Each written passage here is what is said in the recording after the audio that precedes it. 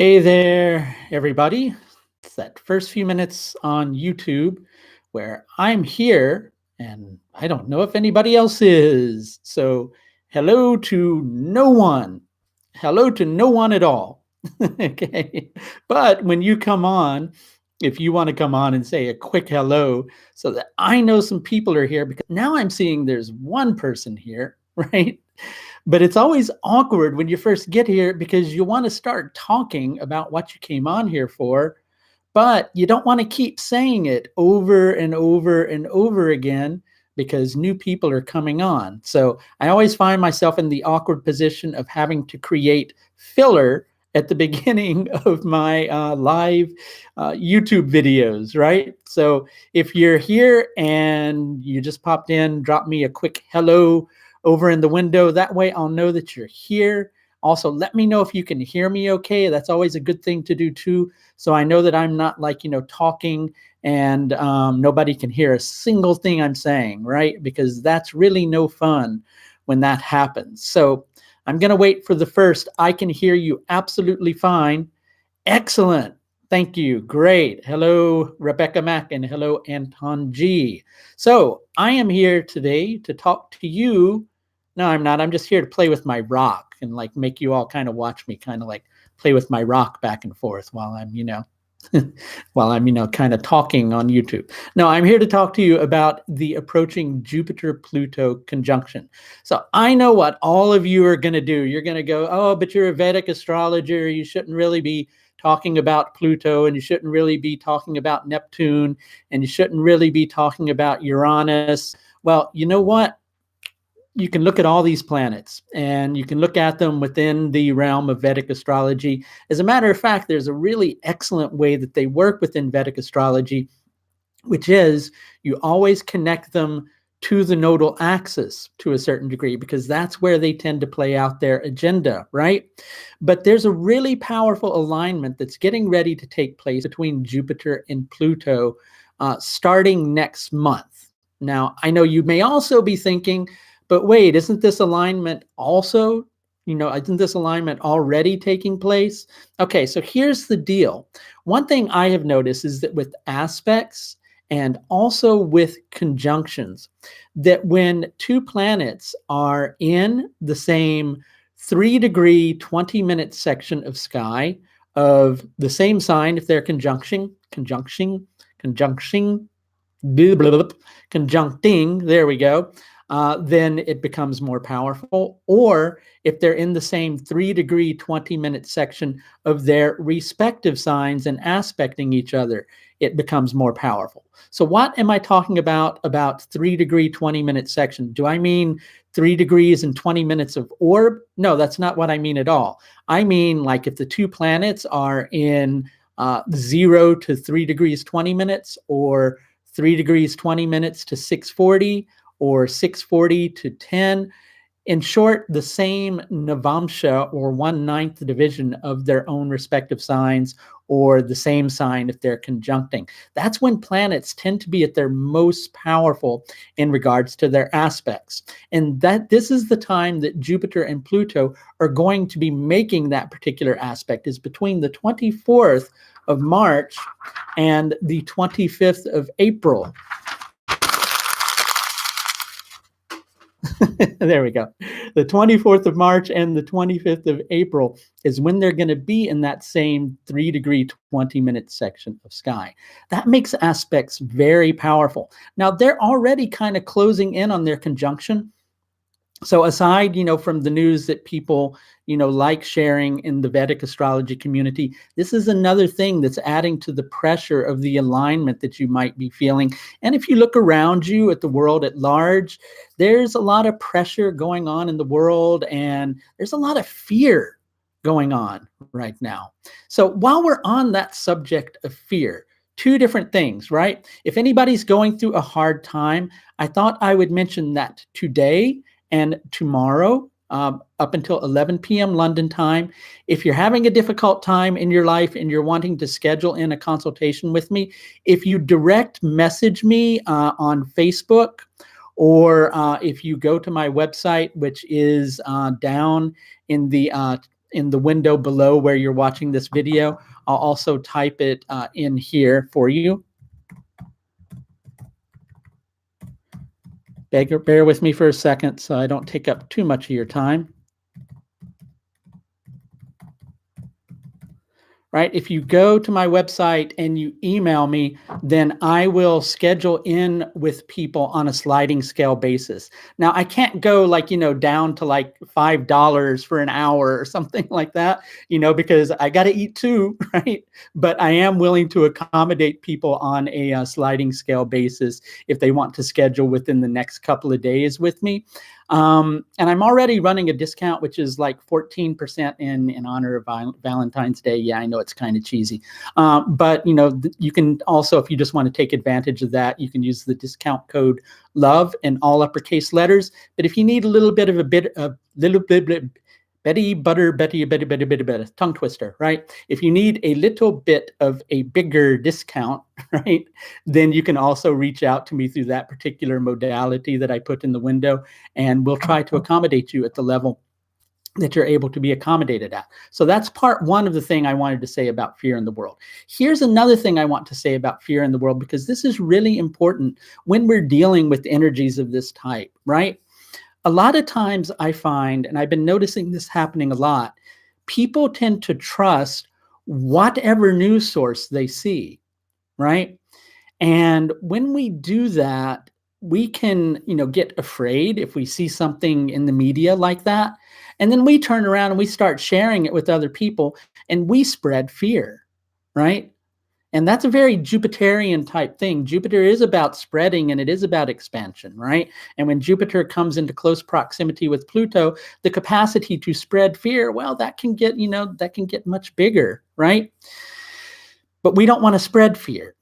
Right. So I was noticing people, and I'm not going to name the tabloids out loud because I don't want to have to deal with some, defamation thing or anything like that. But I've noticed people taking posts from a few tabloid journals and sharing them on Facebook like they're the gospel truth. And you need to really check your news sources before you start hitting that share button on Facebook, because when you do that, or wherever you're sharing your media, because when you do that, you're really legitimately sharing fear. So the thing that we need to do less of during this time is sharing fear, and more of is sharing the love. Okay, because that's what's really going to create the positive change that we're all wanting to see. So let's talk a little bit more about this Jupiter-Pluto conjunction. And I do have some more news on that here in just a little bit. So this is in Uttada Ashada Nakshatra. Interestingly enough, and don't read into this too heavily, but it is a pretty interesting anomaly. The last time these two planets had a conjunction in Uttada Ashada Nakshatra was in 1770, which was the year of the skirmishes that led up to the American Revolution, right? And so it's pretty interesting. And equally, I think like within the UK, I think there was something going on with the Falkland Islands at that point. I think maybe it was being established as a British territory back in 1770. And I could be wrong about that too, but I thought I saw something about that when I looked at the year in history. I know the part about the lead up to the American Revolutionary War is true, right? But you may find that, we are dealing with some intensive global changes during this time. And the best way to deal with them, in my opinion, is deal with your own personal revolution first. Because if you're weakened and if you're in an incapacitated state, then your capacity to contribute to positive change that's going on in the world, well, that's somewhat diminished. And so somewhere in your life, wherever Jupiter may rule in your chart, and wherever this Jupiter-Pluto conjunction may fall, you're likely confronting, well, a little bit of a personal revolution in that particular area. And what is that going to feel like? Okay, so perhaps you're seeing a goal or you're seeing a change that you would like to bring into fruition, right? The only thing is as you're trying to achieve that goal, it's like there's this big wall, right, that's coming up against you and it's going, no, no, no, You can go no further. Like the scary voice. Okay. So sorry, I couldn't help myself, right? But there's this big wall that you're coming up against, and it's going, you can't go any further, right? And so you begin to see that wall as this impassable, impenetrable thing, and you begin to see your situation as impossible, right? But perhaps you were just dealing with a momentary restriction. And perhaps you ran up against that wall and you hit that wall really hard and it knocked you on your beep, you know what, okay? And it hurt, okay? So you get frightened of that wall and you don't want to go any further against that wall, right? That wall seems too big and you feel like you're way too small to deal with it, right? And so you give up, right? And you give up hope. And that's the worst thing, is when you give up hope. And that's not what you're meant to do, right? Fear is fear, right? Fear sometimes points us to a reality. But once we recognize the reality, do we need to live in fear? That's not going to serve anybody, right? Except media interests and things like that, because when you spread fear in the media, it sells newspapers and things like that. But we need to be sharing something that's much greater. And to do that, you can't give up hope. Because remember, this is in Uttada Ashada Nakshatra, right? Which is about the eventual breakthrough. But that eventual breakthrough happens how? It doesn't happen by going, must focus dead ahead. It doesn't happen by going, there's this big wall in front of me.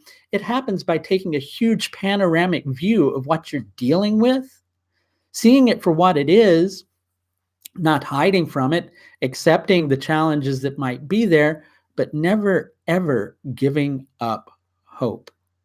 Okay, so a couple of different things, and I'm going to take some questions from anybody who might have some questions. So you can go ahead and type them in the chat window if you want to. But a couple of different things, just a reminder, if you are having a rough time and you want to schedule a consultation and finances are a bit of a hassle for you in scheduling a consultation, because that's another thing too with this Jupiter-Pluto energy, right? It can make us feel like Jupiter, well, which deals with, gains, are being restricted. So I've been encountering a lot of people who've been commenting on that, going, well, I'd like to schedule with you, but I'm having a hard time affording it. Well, I'm offering at this particular moment a sliding scale consultation basis. If you want to just reach out to me on my website, I did put that particular website address in the window. If you go there, you'll see my contact button. You can just email me.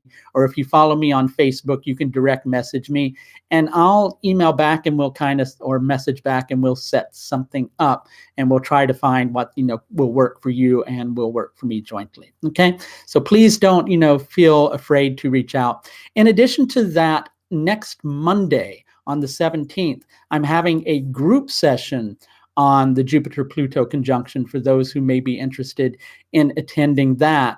But that's, kind of where I take like a brief 5 or 10 minute look at people's charts, and that's in a group setting. You can anonymize your chart if you want to, but it's a little less personal. I'm not trying to talk it down because it's also something that's really good too. And that's on Monday at 7 p.m. London time, and that's like $45 to register for that. But if you want something personal, you can set something up with me on a sliding scale basis. All right. Does anybody have any questions about this Jupiter-Pluto conjunction while I am having a drink and talking at the same time?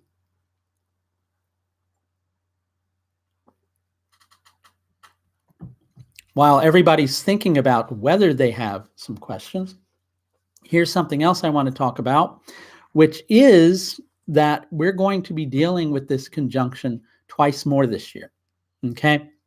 Because what will happen is Jupiter will be moving direct. Oh, good question, Rebecca Mack. So the first intensity, so I'm giving you the most intensive dates. The actual conjunction, takes place for a longer period of time, but the most intensive period of the conjunction is between the 24th of March and the 25th of April. I don't have the other dates at my disposal, but twice more this year, like once over the summer, and then I think once in late autumn, we're also going to have this conjunction revisited, because what will happen is Jupiter will go direct and conjunct Pluto and then exit that 3-degree 20-minute section of sky that they're both in. And then it will eventually go retrograde and go back over that particular point. And then it'll go direct and go back over it again. So we're going to have 3 direct hits of this particular conjunction over the course of the year. As the old saying goes, don't fear the reaper. You just got to kind of deal with the changes that are there, not hide from them, right? It's not about being afraid. It's about going, okay, fear is fear. Fear is hysteria. Fear is not being realistic, right? Because when we give in to fear, we tend to inflate something and we make it much larger than it really needs to be. And Pluto has this way of doing that. It has this way of making things seem like really intense, right? So also, if you want to understand this aspect a little more deeply, understanding where your nodal axis is placed, you'll begin to understand some of the other areas that this particular cosmic and, yes, karmic drama will be playing itself out in. This is an opportunity, right? We get these opportunities every 12 years with the Jupiter-Pluto conjunction. But the last time, again, that these 2 planets conjuncted each other was way back in 1770 when they conjuncted each other in Uttara Ashada. They've been conjuncting each other every 12 years, right? Like 12 years ago, there was a Jupiter-Pluto conjunction, but not in Uttara Ashada Nakshatra. Last time that happened was in 1770. So again, a couple of different things. Everybody seems to be really quiet tonight, but feel free to, if it's not a question about the Jupiter-Pluto conjunction, you can put another question in the chat window. I'm going to remind people once more, sliding scale basis on consultations between now and 11 p.m. London time tomorrow night. We may carry it over until Friday too, dependent. In addition to that, I am offering on my webinar courses, and this is going to go on until I reach a certain number of registrations on the Jaimini Level 2 course and the Nakshatra Technique course. I'm also offering registrations on those on a sliding scale basis too. So you can hit me up by direct message or email in order to inquire further about any or all of those things. So if you have a question about anything else in general, please feel free to pop it in the chat window. Other than that, if everybody's going to be quiet, I'm going to bid an odd fondue. Bid a fond adieu and say bye for now. But I'll just give people like another minute or so to pop their things in the chat window over there. So don't let the intensity and don't let the hysteria get to you.